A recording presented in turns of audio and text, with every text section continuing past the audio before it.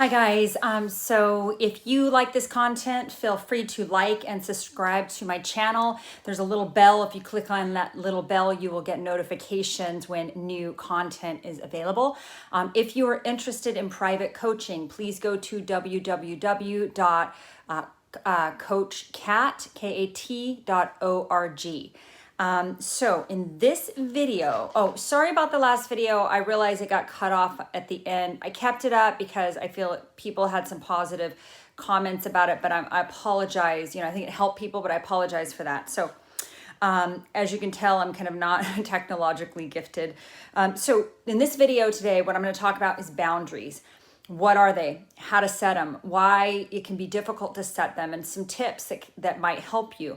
And then how often, when you're dealing with a toxic person, they tend to be boundary violators, and some ways to sort of identify what's happening and to sort of set boundaries with toxic people and just non-toxic people. So the first thing, in order to set a boundary, you have to know what your boundaries are, right? So boundaries are sort of like another way of saying, like, they're your standards or your limits or what sort of behaviors you will allow or tolerate. So ultimately, we teach people how to treat us by showing them what we are willing to tolerate. And quite often, if you find yourself in a relationship with a narcissist or a sociopath or a psychopath or an active addict or somebody who's violating your boundaries and they're a real boundary pusher, it might be because you might have some symptoms of codependence, or you're a trauma survivor, and you may have come from a family of origin where you weren't really taught boundaries, healthy boundaries, or even that it was okay to set them or okay to have them. So basically, look at it like this. A boundary is a line where you set and you do not allow others to cross that line, okay? So here's your boundary, and you don't, this is what you'll tolerate, and you don't let people cross that line. It's one, I believe that learning how to set good, healthy boundaries and having really good, healthy boundaries is one of the most fundamental acts of self-love that you can do for yourself as a human. It really is. Because basically what you're saying is, this is what I need, this is how I need to be treated, and I'm only going to allow people in my inner circle to be close to me that treat me with this level of respect. So again, you really need to know what your boundaries are. And, how, again, you need to know how to teach people how to treat you. So it might even help you to make a list of what your boundaries are. For me, one of my very clear boundaries in, the relationship that I was in with the narcissist was that I don't tolerate infidelity. Like, I am a faithful person. I am not, I'm a faithful person. I didn't used to be when I was in my alcohol addiction, but since I've been sober for almost 14 years, I'm a very monogamous, faithful person if I'm in a committed relationship. And that was one of my boundaries. And I did do a very good job, I believe, of clearly communicating that boundary with the narcissist I was with.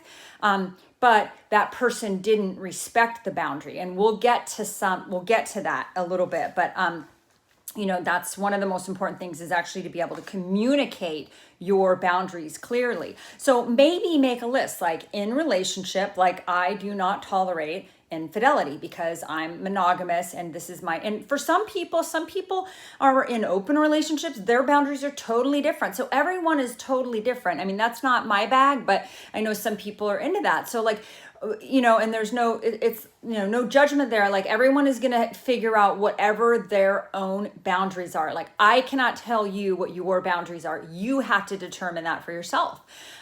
Some people, I think some sort of universal boundaries should be like, I don't tolerate physical abuse, I mean, that's just my opinion, but, like, I don't tolerate physical abuse. I don't tolerate, like, verbal abuse. I don't tolerate financial abuse, or just whatever your boundaries are. These are the standards where I need to be treated. And that can apply to romantic relationships, but it also can apply to friendship relationships. So, if you're trying to learn how to set boundaries, it's probably because one of two things. Either you are codependent, which is you had some childhood trauma, and your trauma response was, Roland Ball talks about fight, flight, freeze, or fawn, right? So fawn is codependence. That is a survival mechanism that trauma survivors will use to survive. And when you were little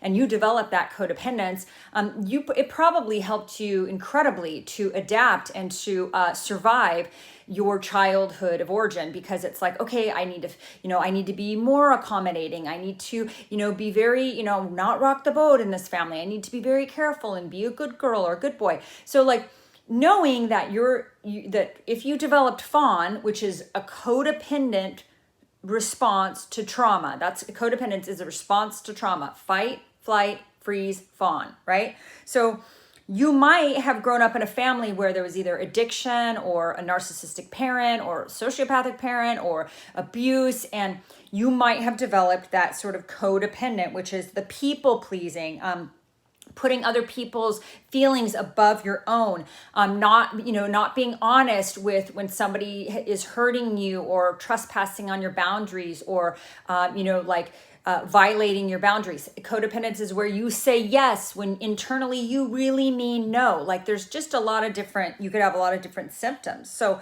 if you're codependent, you might not know how to set boundaries. You don't know how to protect yourself. You don't know how to keep yourself safe. And so you let people in that, are perhaps toxic. And if you look back on your life, if you tend to have some of these characteristics, you will probably see that lots of people in your life were sort of toxic, and you didn't know how to set boundaries, or maybe they weren't even toxic, but you didn't know how to set the boundaries. So one, if you're trying to create boundaries, you might struggle with it because you tend to be codependent. Some people who had secure attachment, they learn how to set boundaries naturally in their families. They don't struggle with this as much as people that have sort of codependence, right? And then, or two, you might be dealing with a very toxic person, a sociopath, a psychopath, a narcissist, an abuser, an addict, somebody who is, sort of really pushing on your boundaries. So because toxic people typically don't respect boundaries, they typically don't have good boundaries themselves. So what you'll see often is that people that are difficult like this, with a personality disorder, cluster Bs or whatever, they often seek out folks that have an issue with solid boundaries, that aren't very good at setting boundaries. And think of it this way. I heard this once and it was really resonated with me. The narcissists or the toxic people or the sociopaths in your life, these can actually be the best lesson that you need. They may be able to teach you, if you hit a codependent bottom where you are devastated by a narcissist, like that's what happened for me. You get devastated by this narcissistic person and you start learning how to set boundaries, you might change the rest of your life. That's what's happened for me. Like I absolutely have gotten so much better at setting boundaries, and it's kind of amazing. So you've got to get really clear. What are my standards? What do I expect in terms of how I wish to be treated? And and when you get to this place where you really have this internal self-love, you do not allow, when others are trying to put their toxic stuff on you, like projection and manipulation, like you will start to recognize this, and you won't accept their projections. You won't accept people blaming you for their problems, or blaming you for their bad temper, or blaming you for their sex issues, or you won't accept them blaming you for their addiction. Once you love yourself and you have a lot of internal locus of control, you are not going to accept a narcissist's projections. You just won't. One, we need to make sure we know our boundaries, and two, we must be able to clearly communicate these boundaries. We need to let people know exactly how we wish to be treated, how we expect to be treated. And we can communicate this with respect and kindness early on in the relationship before we ever, there's no need for it to be like this desperate attempt with anger to communicate these boundaries because you've allowed them to be violated so many times that you're to a point where you're just super frustrated and upset and angry. Like once you start to learn how to set these boundaries like up front with a lot of kindness and respect, you will be amazed at how more functional your relationships become. And it's kind of like saying this, like, I love and respect myself. I know what my boundaries are. I know what my limits are. I know what I will accept and tolerate and what I won't. Like, I know that I am committed partner in a relationship and I do not, I'm monogamous, and I have the expectation for anyone that I'm going to be with that they are monogamous with me, and that, that's just, I won't tolerate infidelity. I won't tolerate it. So that's an example. And of course, you don't have control over whether they cross that boundary or not, but you can certainly have a consequence if they do. And the consequence may be, like in my case, I left. I was no longer going to be engaging in that relationship because the boundary that I set clearly and had been clearly communicated was violated, right?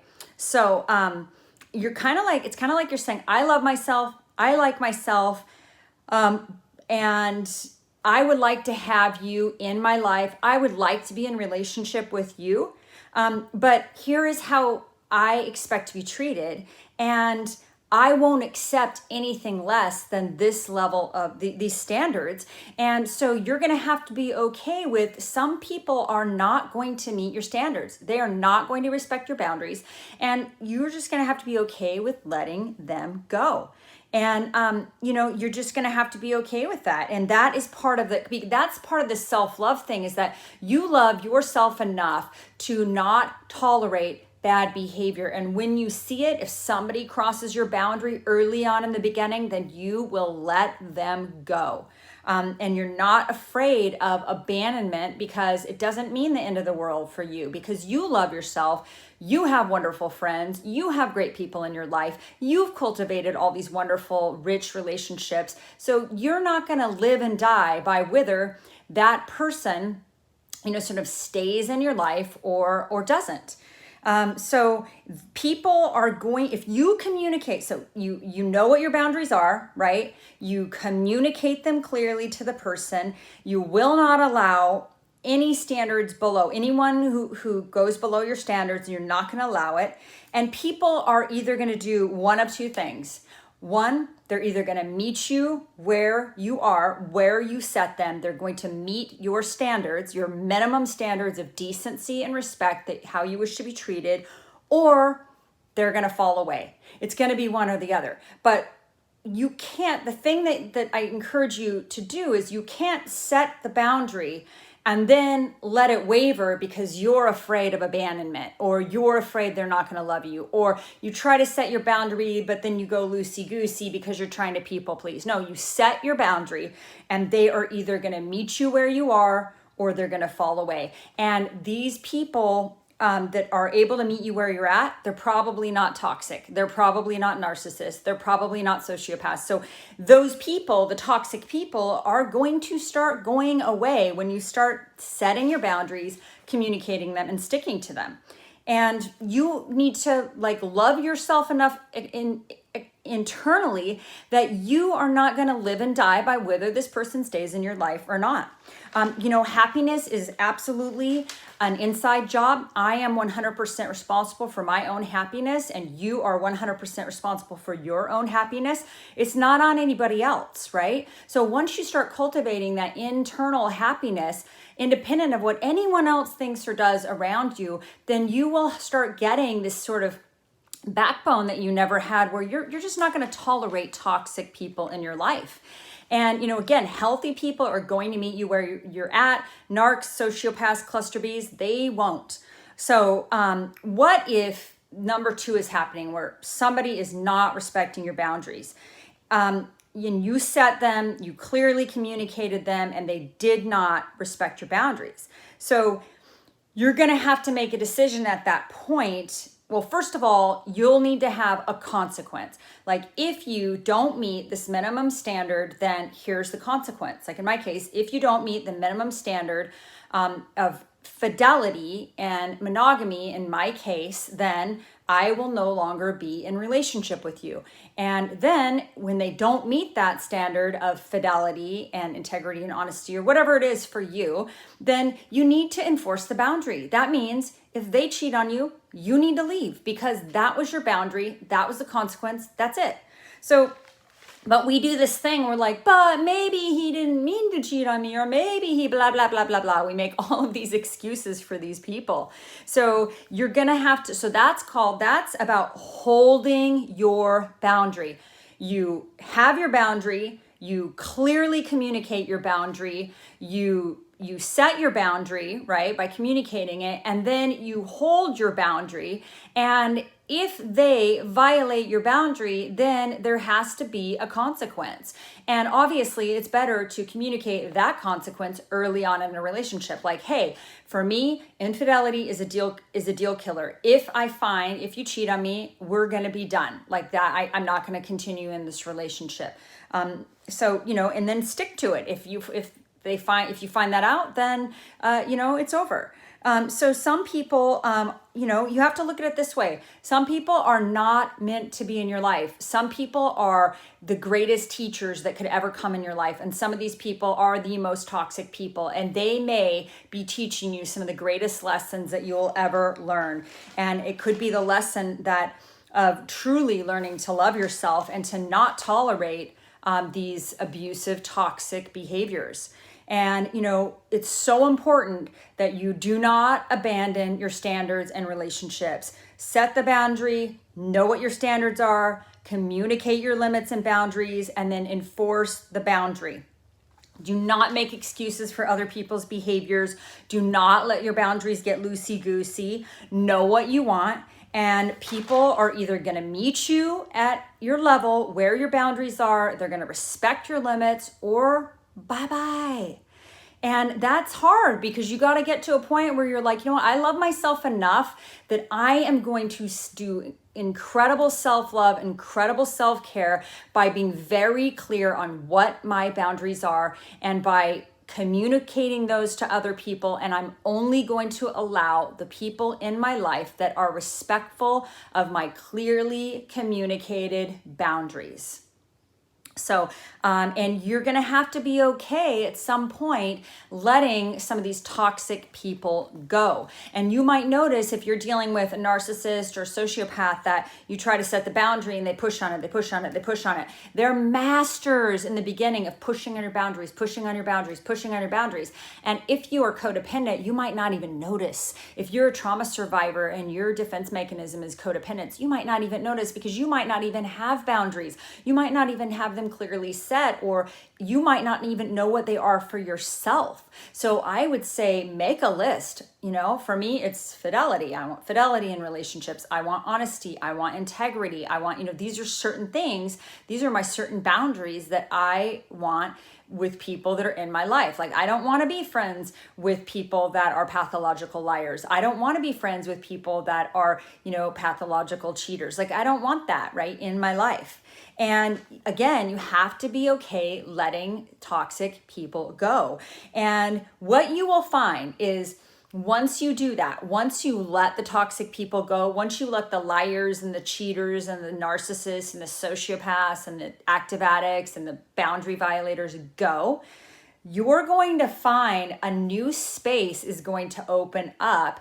And the people that are respectful of boundaries, that are supportive and kind and loving and decent, and they have integrity, they are going to come in. And the more clear you are on your boundaries, the more your group is going to be people that are amazing respecters of boundaries. I think Brene Brown is the one that says that some of the kindest people she knows are the most boundaried. And, they're going to start replacing, the toxic people are going to be replaced.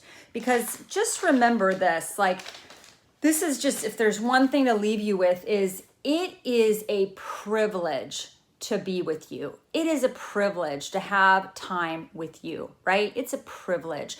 It is not something that people have to earn that privilege. And so it's not just, you don't have to let just anyone in your life. Like, you get to pick who you have in your life. This is your choice, and it's a privilege for people to be able to spend time with you. So, if somebody isn't respecting your boundaries and you have set them and you have clearly communicated them, you have like basically three different ways of looking at it. Either if they keep violating your boundaries, you go no contact, right? Just completely. Or you can do limited contact. You can do a very sort of, distant arm's length relationship with them, where you're not very, you're kind of acquaintances per se. And you may do that with some family members that you still want to have in your family. You don't want holidays to be awkward, but you also don't want to have a super close relationship with them because you know that they're gonna push on your boundaries. And then another thing is, a third option is you can keep going and just keep trying to set these boundaries over and over again, and see who respects them. But of course, you can't. I do believe in giving people the benefit of the doubt the first time, right? So, you know what your boundaries are, you clearly communicate them, you set your boundaries. If somebody violates them, you tell them, you violated my boundary, but you're specific about what it is. Please don't do that again. And if they do it again, then that's up to you whether you want to keep going through that incredible mind, that hassle of having to keep setting those boundaries over and over again. So I really hope this helps you guys. And remember, no is a complete sentence. Thanks so much. Bye-bye.